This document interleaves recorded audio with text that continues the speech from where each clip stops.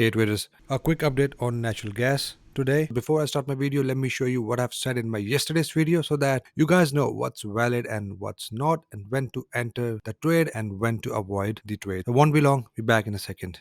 Here, looking at that, we are getting an engulfing candle in our selling zone.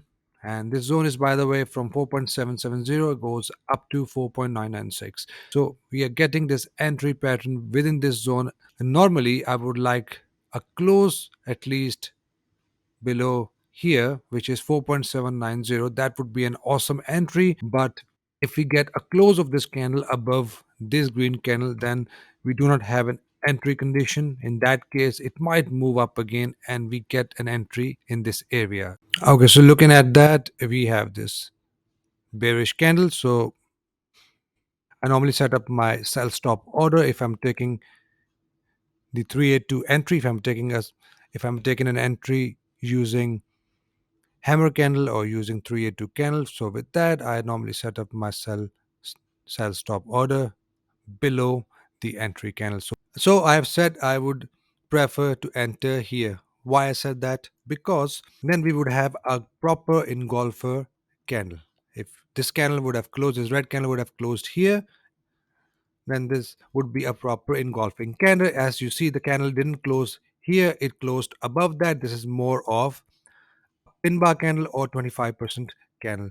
So like I said, guys, I can't explain every single thing in my single analysis. So for that, just wait for the course to launch so that I can give you the exact rules how to check 25% candle and how to check the valid entries. So with that being said, this was not a valid entry. Of course, it acted as a pin bar and pushed the market up. But what do we have right here? If you remember, I always take the entries few pips below the pin bar, like I said in my previous video. So my entry would have been here somewhere, and you see the target would have been easily hit at this level.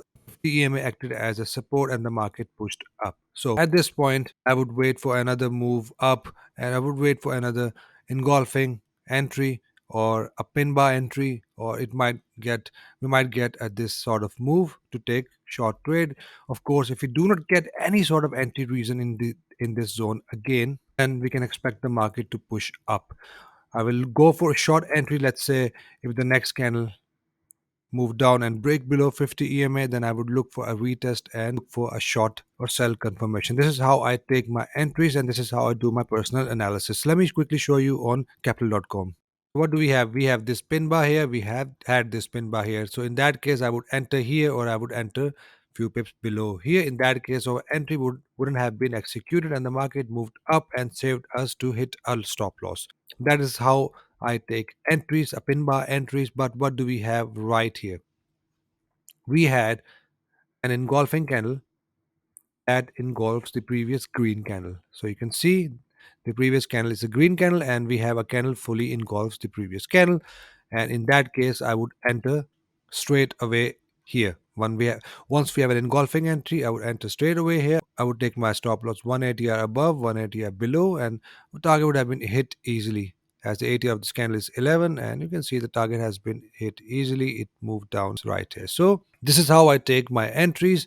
But right now, the market has broken below this level of resistance, and we are getting this retest. And if you want to see back here, the once the market break below this resistance, we had this retest of this candle, and then we had this hammer candle, and the market moved down. So in this case, we are getting this retest, and let's say we have get a next bigger red candle, then we can expect a move down from here. Of course, if we are below 50 EMA, then expect a further move down and the market can go to the next support level or whatever the ATR is at that time. So that's all for now, guys. Only enter once we have an entry condition. I do not enter nowhere in the market. I look for bullish or bearish pressure, depends if I'm taking buy or sell trades.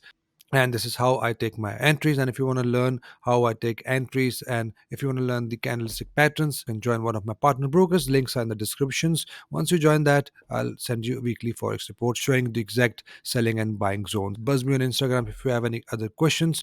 I see you guys in the next video. Till then, take care.